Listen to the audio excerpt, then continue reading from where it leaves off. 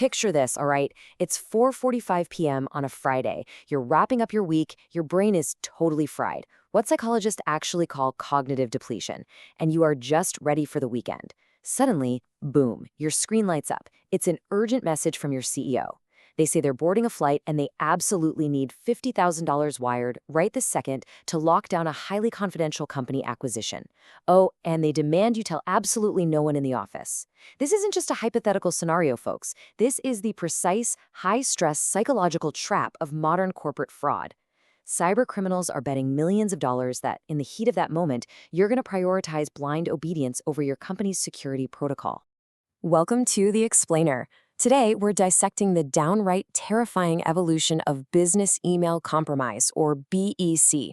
What used to be just a clumsy game of spoofed text emails with bad grammar has escalated into flawless, AI-driven deep fake heists that completely bypass our human senses. It's wild. So let's dive right in and see exactly how to stop them. We have a massive amount of ground to cover today. We'll be looking at the business of whaling, the deep fake pipeline, a tale of three targets, the regulatory ecosystem, zero trust defense, and finally, the financial kill chain. Let's kick things off with Section 1, the business of whaling, the economics of deception. To really wrap your head around the scale of this problem, just look at this projection. $20.87 billion. That is the expected global cybercrime loss for the year 2025. It's an astronomical number. And within those broader figures, business email compromise acts as a dominant financial driver. Phishing and spoofing continually lead all complaint types in sheer volume. We are talking about average business interruption costs for smaller enterprises hitting nearly $500,000, while for large enterprises, disruptions can easily exceed $26 million. Make no mistake about it, this is fundamentally a board-level cash loss emergency. What's really terrifying is how these attacks actually succeed. They don't just hack computer systems. They ruthlessly hack human psychology. CEO fraud, often called whaling, relies heavily on three foundational pillars. First up, authority bias. We are deeply conditioned by corporate hierarchies to just comply with executive directives without critical thought, right? Second is extreme urgency. Inducing acute stress shifts the victim's brain away from analytical reasoning and straight into reactive, panic-driven execution. You just act. And third, secrecy and isolation. By insisting the matter is under a strict NDA, the attacker totally severs the victim from their peer network, completely neutralizing any possibility of getting a second opinion from a colleague. Moving on to Section 2, real-time deepfake synthesis, the end of sensory trust. Live deepfakes have to operate under a brutal mathematical constraint. A 30 to 50 millisecond latency limit per frame. Anything slower, and the lag gives away the scam. To achieve this, attackers use a crazy 6-stage technical pipeline. First is capture, grabbing the attacker's real face on their own webcam. Second, face detection, using lightweight neural networks like RetinaFace to locate the face in under 10 milliseconds. Third is landmark extraction, mapping up to 478 distinct facial key points to track every little expression. Fourth comes synthesis, using generative adversarial networks, or GANs, to map your CEO's face onto the attacker's pose. Fifth is blending, smoothing edges and matching lighting so it looks entirely natural. And finally, output injection. They push this completely synthesized, fraudulent video frame directly into Microsoft Teams or Zoom, sometimes even bypassing software detection entirely by using physical hardware capture cards. But listen, a video isn't enough on its own, is it? To make the illusion absolute, they pair it with real-time voice cloning. Attackers will scrape YouTube interviews and corporate podcasts to harvest high-fidelity audio samples of an executive. During the live attack, the scammer speaks into their microphone, and within a minuscule 200 to 500 milliseconds, acoustic generative AI models transcode their speech into the exact vocal signature, regional accent, and cadence of your CEO. The visual and the audio are perfectly synced. It's completely indistinguishable from reality. Let's look at how this plays out in the real world. Section 3, a tale of three targets. Theory meets reality. This comparison brilliantly illustrates the devastating contrast between relying on your senses versus relying on a protocol. In 2024, the engineering firm Arup lost $25.6 million. An employee got skeptical of an email, so the attackers invited them to a live video call. And on that call were multiple senior colleagues, all of them real-time deepfakes. This simulated unified consensus completely overrode the employee's initial skepticism. Now contrast that with Ferrari and WPP. Both were targeted by incredibly sophisticated AI clones on live calls, yet both companies successfully defeated the attacks and suffered zero financial loss. Which naturally brings up the critical question we all need to answer. If your own eyes and ears can be completely deceived by an AI during a live video call, and even social corroboration can be faked, how in the world do you actually verify identity? Well, you defeated exactly like the Ferrari executive did. When scammers cloned the exact voice and Southern Italian accent of Ferrari's CEO, Benedetto Vigna, the targeted executive noticed a tiny, almost imperceptible behavioral anomaly.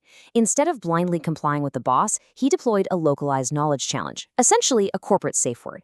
He asked the caller to name a specific book Vigna had recommended to him in private just a few days prior. Because generative AI models are trained on scraped public data, they possess absolutely no off-the-record, localized knowledge. The scammer had no clue, hung up the phone, and Ferrari saved millions. So how are governments reacting to this? Section 4, the regulatory ecosystem, upstream accountability.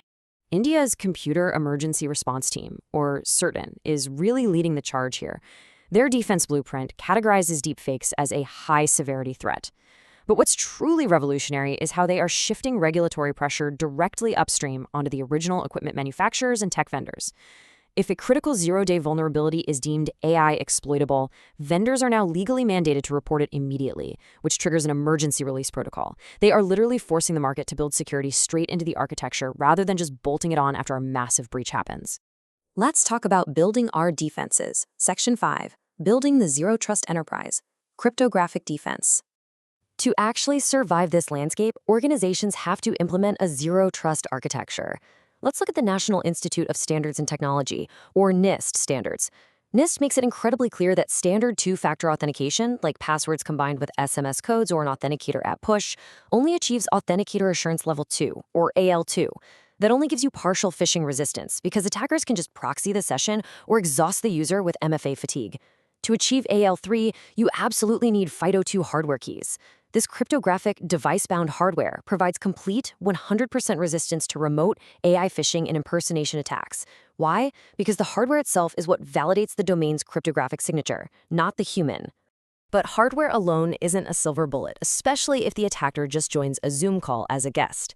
The ultimate shield requires pairing that tech with strict procedural guardrails, primarily out-of-band verification and the use of those corporate safe words we talked about.